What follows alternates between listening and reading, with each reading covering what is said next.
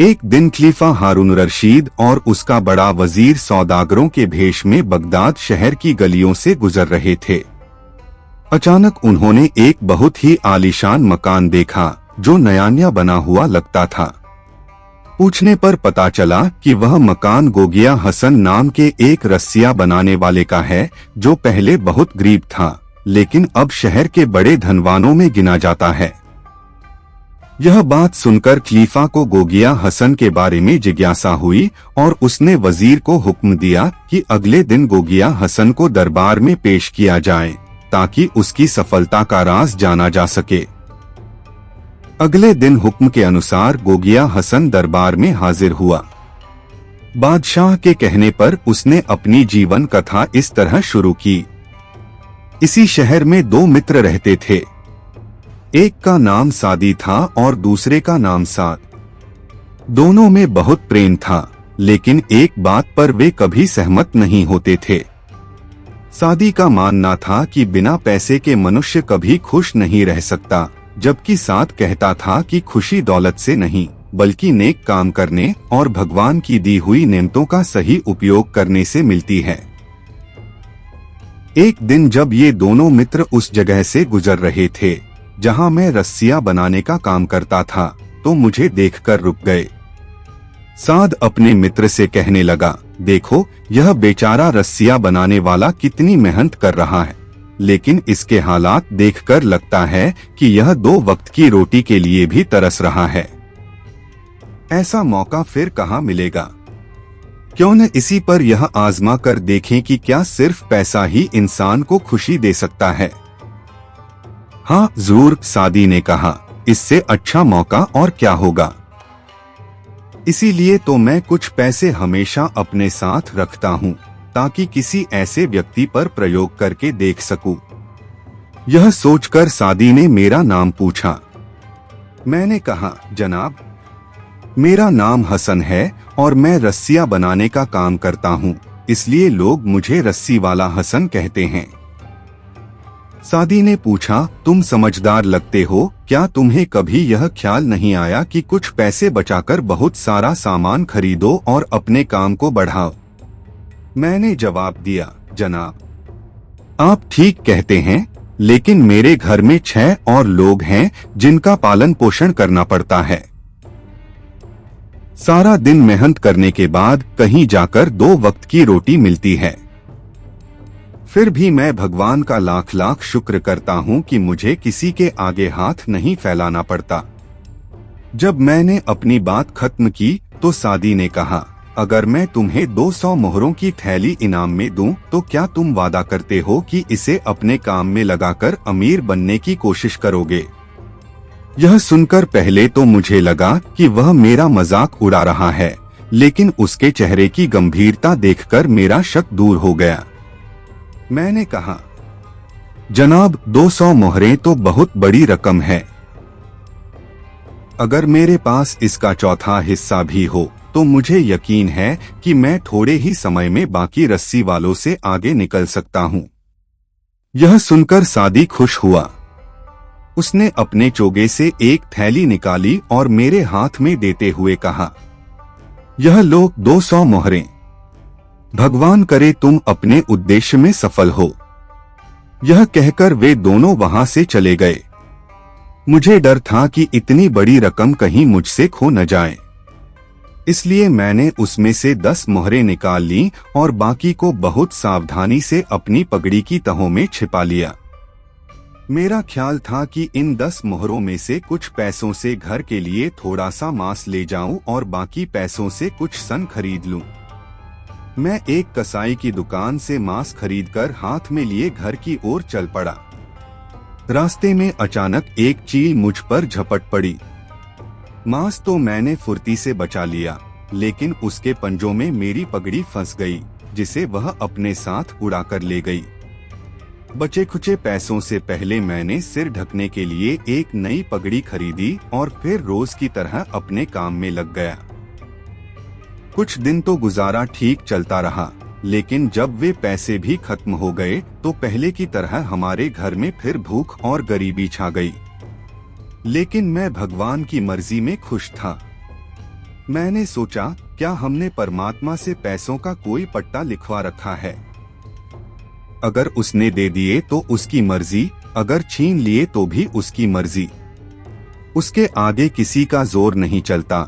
लेकिन मेरी पत्नी किसी और ही मिट्टी की बनी थी।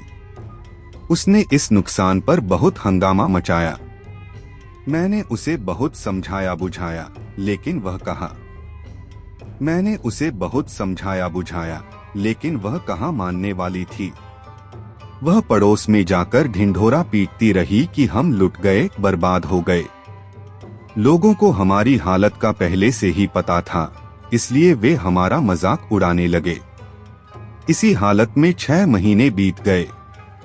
एक दिन अचानक वे दोनों मित्र, सादी और साद, फिर मेरे पास आए और साद ने मेरा हाल पूछा।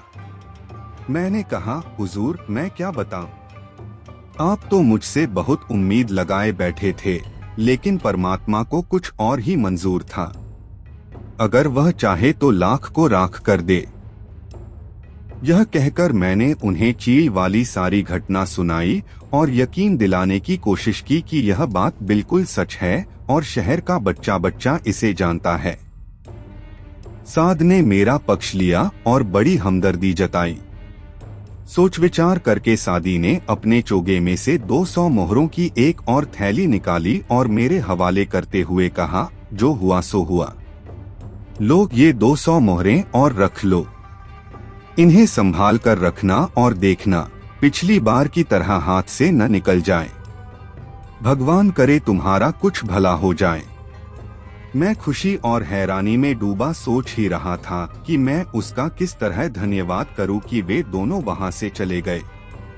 मैंने सोचा, देखो भगवान के रंग। मेरा इन लोगों से न कोई पुराना रिश्ता है, न पहचान, फिर भी ये 2 बार मेरे हाथों में मोहरों की थैलियां रख गए। ऐसा सोचता हुआ मैं जल्दी जल्दी घर की ओर चला ताकि इन पैसों को कहीं छिपा दूं। मुझे डर था कि कहीं पहले की तरह ये मोहरे भी हाथ से न निकल जाएं। घर में कोई नहीं था। मेरी पत्नी बच्चों को साथ लेकर कहीं बाहर गई हुई थी। मैंने सोचा, अच्छा है, किसी को पता भी नहीं चलेगा। 10 मोहरें मैंने अपने पास रख ली। बाकी को एक रुमाल में बांधा और भूसे वाले डिब्बे में छिपाकर रख दिया। जब मेरी पत्नी बाहर से आई तो मैं बाजार से सन खरीदने चला गया। अब मेरी बदकिस्मती देखिए, उस दिन खाने के लिए घर में जरा सा भी आटा नहीं था।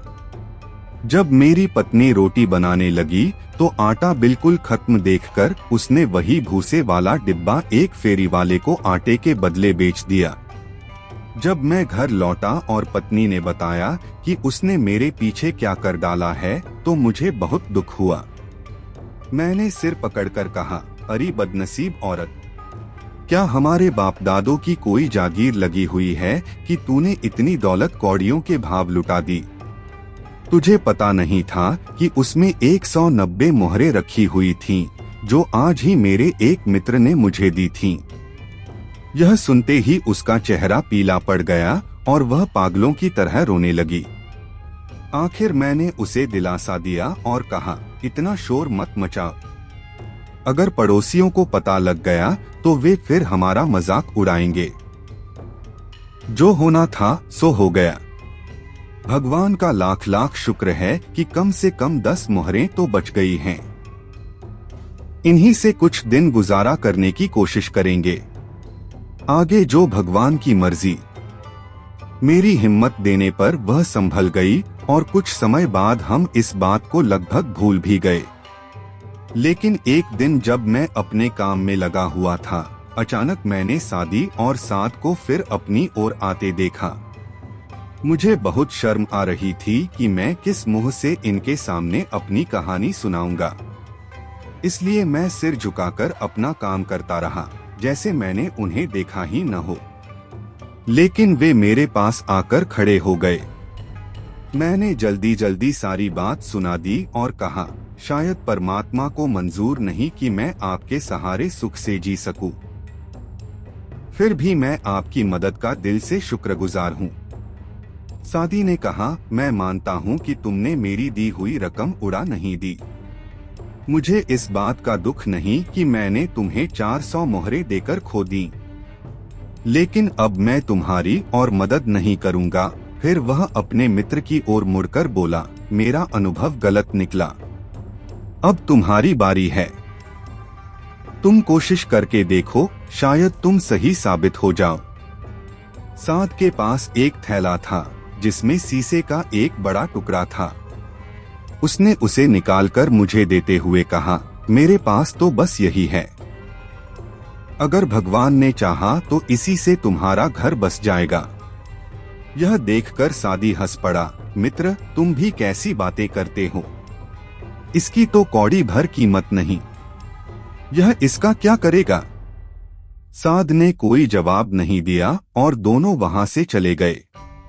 उसी रात मैंने वह शीशे का टुकड़ा अपने एक मछुआरे मित्र को दे दिया। उसके जाल का शीशा खो गया था और उसके बिना उसका जाल बेकार पड़ा था।